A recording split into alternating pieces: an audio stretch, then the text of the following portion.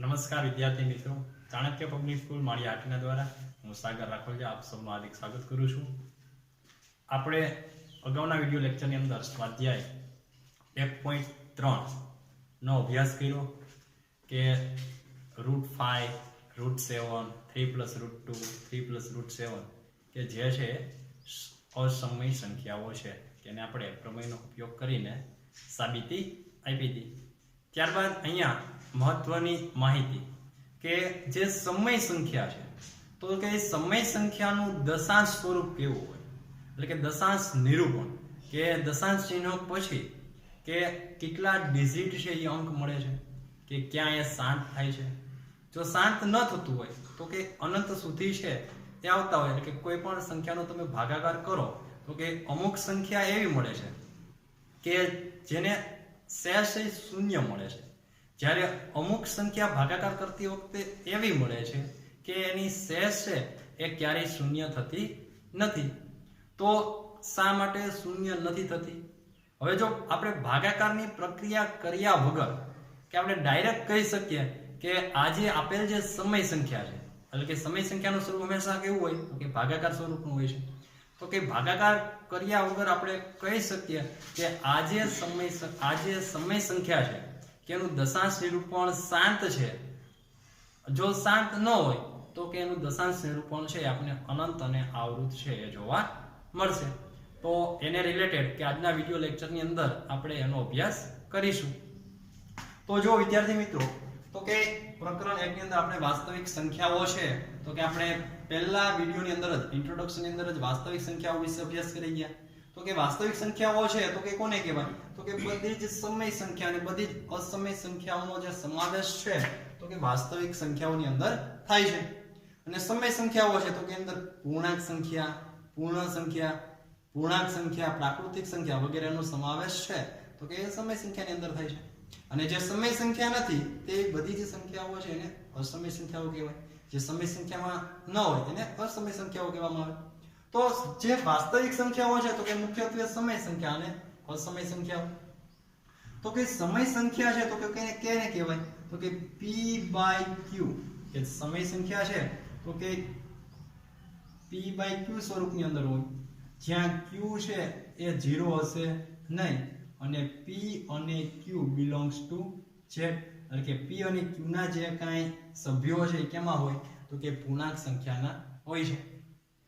તો કે હવે આપણે વાત કરવાની છે કે p/q એટલે કે p છે એ અંશ અને q છે એ છેદ. તો કે એનું દશાંશ નિરૂપણ કેવું હોય? તેના બે દશાંશ નિરૂપણ મળે.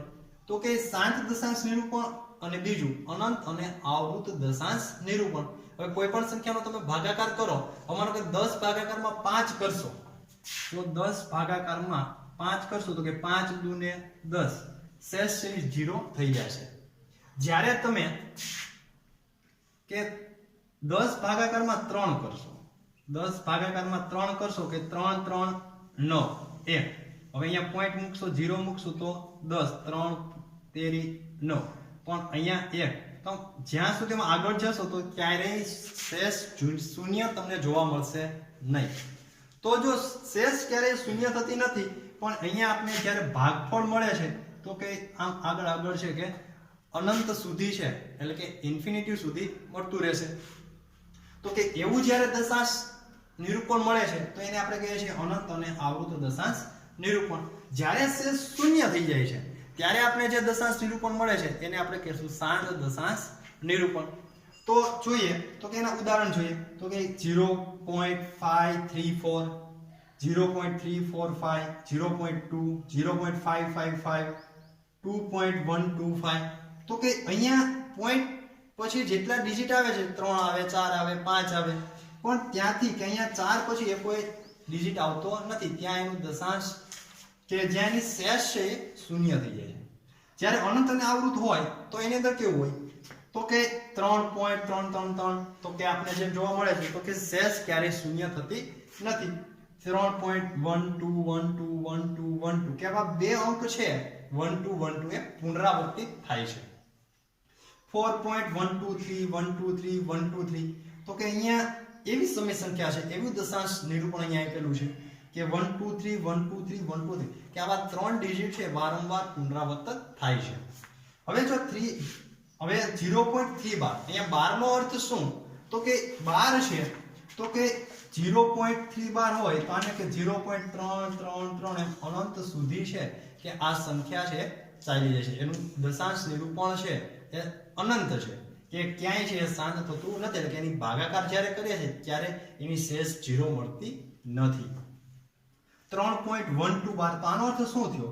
તો કે 3.12 બાર એટલે કે 1 2 1 2 1 2 એમ અનંત સુધી છે આપને આગળ સંખ્યા છે મળતી રહે છે. ત્યારબાદ 4.123 બાર, તો એનો અર્થ શું? તો કે 4.123 123 123 એમ અનંત સુધી આ છે કે એના દશાંશ ચિહ્ન પછી ના જે કઈ ડિજિટ છે કે આપણે આમ વારંવાર છે મળે રાખે છે, ક્યારે એનું દશાંશ નિરૂપણ છે શાંત થતું નથી, એટલે કે એની શેષ શૂન્ય થશે નહીં.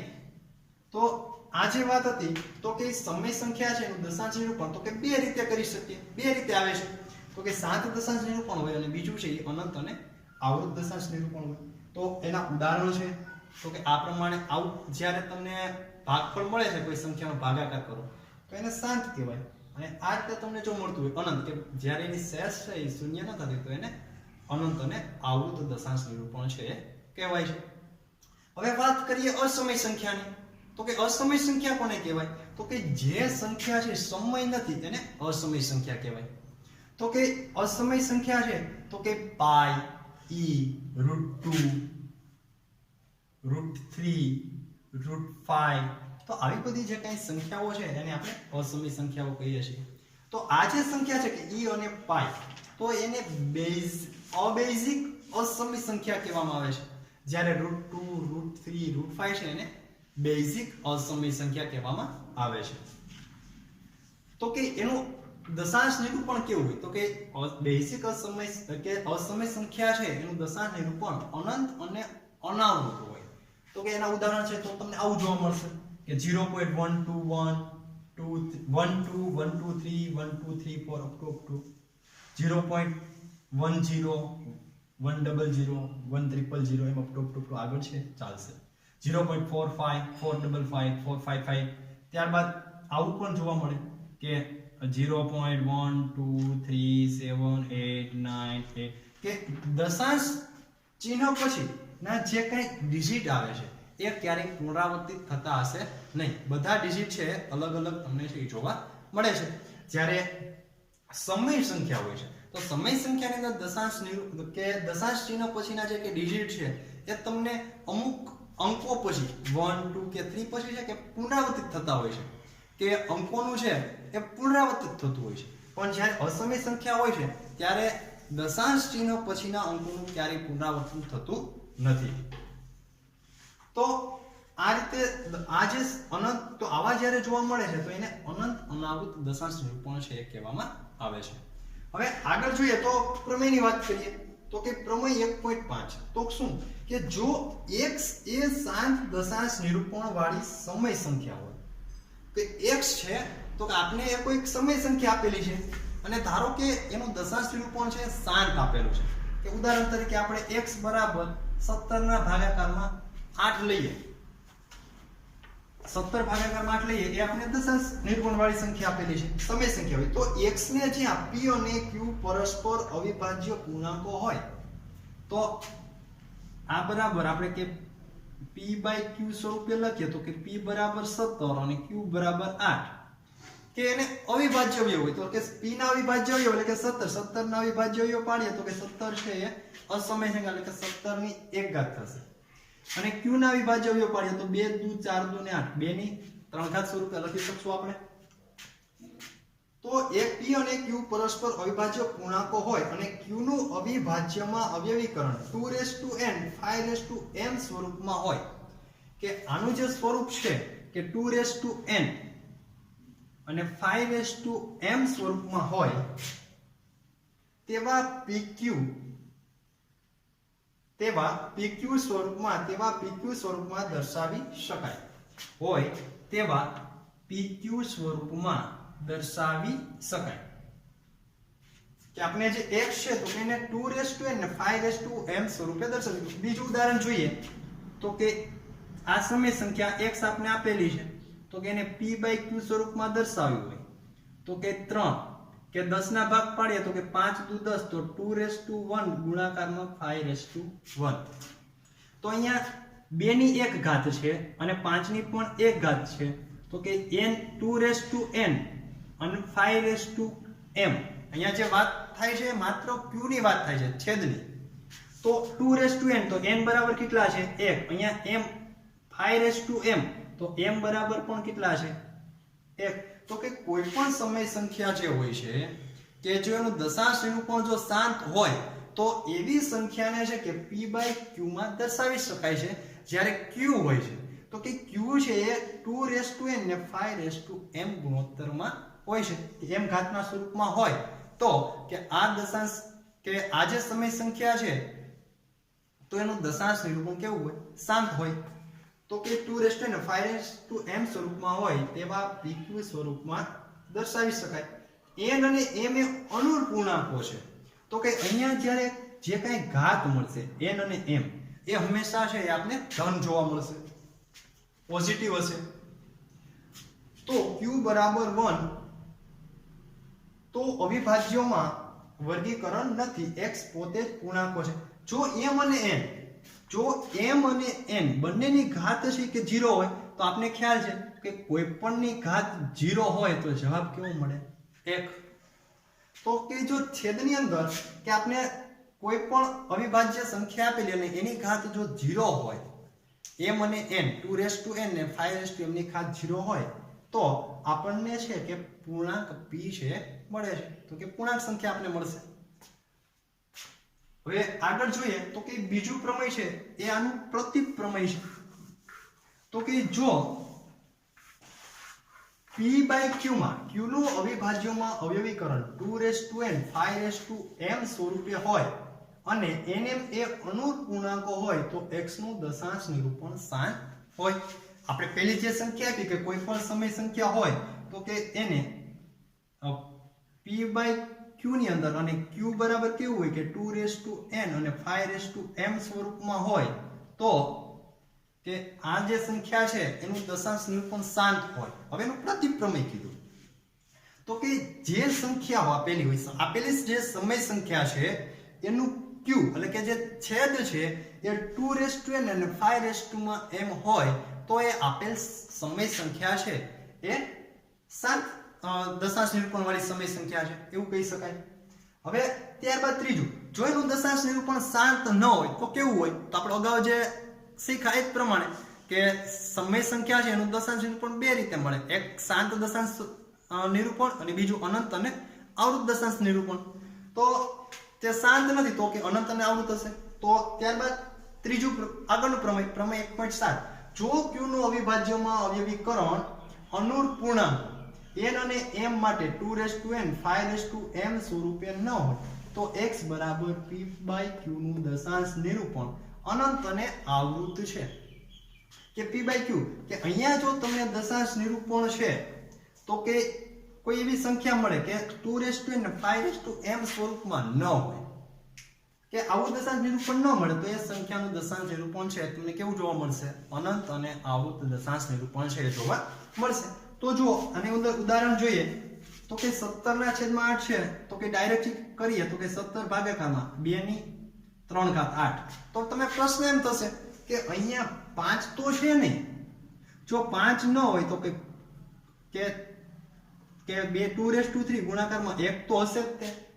હવે આપણે 5 તો નથી કે આપણે કેવું કીધું કે p/2n n 5m હોવું જોઈએ કે અહીંયા m બરાબર 3 મળ્યા 5m નથી તો કે અહીંયા આપણે 5 ની 0 ઘાત કરીએ કે 5 ની 0 ઘાત જવાબ કેવો આવશે 1 આવશે. તો કે 2n ને 5m તો અહીંયા આપણું જે દશાંશ કે 2n ને 5m સ્વરૂપમાં છે કે m બરાબર 0, m બરાબર ઋણ હોવા જોઈએ નહીં. તો આ જે આપણું દશાંશ સ્વરૂપ મળશે એ કેવું મળશે તો કે શાંત દશાંશ સ્વરૂપ છે મળશે. ભાગાકારની પ્રક્રિયા કર્યા વગર આપણે કહી શકીએ કે આ જે સમય સંખ્યા છે એનું દશાંશ નિરૂપણ છે એ શાંત છે. આગળ જોઈએ 3 ભાગાકારમાં 10 તો કે 3 ભાગાકારમાં 2 ગુણાકારમાં 5 2 1 5 કે 2 n ને 5 m છેદ છે તો કે આ જે સંખ્યા આપેલું છે એનું દશાંશ નિરૂપણ પણ કેવું હશે શાંત હશે આગળ જોઈએ 4 ભાગાકારમાં 20 તો ભાગ ચાલશે 1 ભાગાકારમાં 5 તો 1 ભાગાકારમાં 5 આવશે તો શું થશે કે 1/2 ગુણાકારમાં 5/1 2/0 એટલે 1 ગુણાકારમાં 5 તો કે આ સ્વરૂપે આવે છે 2n ને 5m તો કે આનું દશાંશ નિરૂપણ પણ કેવું છે તો કે શાંત છે નેક્સ્ટ 10 ભાગાકારમાં 3 તો જુઓ કે 10 એટલે કે 2/1 ગુણાકારમાં 5/1 ડિવાઇડેડ 3 જુઓ અહીંયા કે છેદની અંદર 3 છે કે નથી 2 અને 5 ની એક પણ ઘાત અહીંયા આવતી નથી કે ભાગાકારમાં 2 અને 5 નથી તો કે આ જે આનું જે દશાંશ નિરૂપણ આવશે કેવું જોવા મળશે તમને શાંત જોવા મળશે નહીં તો કેવું હોય તો કે શાંત ન હોય તો કેવું હોય અનંત અને અવરોધ તો માત્ર ને માત્ર કે ખૂબ જ અગત્યના આ જે 3 પ્રમેય છે કે 2 વખત વ્યવસ્થિત રીતે લખશો અને પાકા કરશો એટલે આવડી જશે વ્યવસ્થિત રીતે પ્રમેય સમજશો એટલે દાખલા છે એ ખૂબ જ સરળતાથી તમે કરી શકશો પરીક્ષાની અંદર આ જે ચેપ્ટર છે તો કે 4 માર્કનો પૂછાય છે તો એની અંદર જે 1 માર્કનો જે કઈ પ્રશ્ન પૂછાય છે તો કે 1 માર્કની અંદર આવા દાખલા છે એ કોઈ ખાલી જગ્યા ખરા ખોટા કે એક વાક્યની ઉત્તરની અંદર જવાબ આપો તો એની અંદર પૂછી શકશે વ્યવસ્થિત રીતે તૈયારી કરશો એટલે આવડી જશે થેન્ક યુ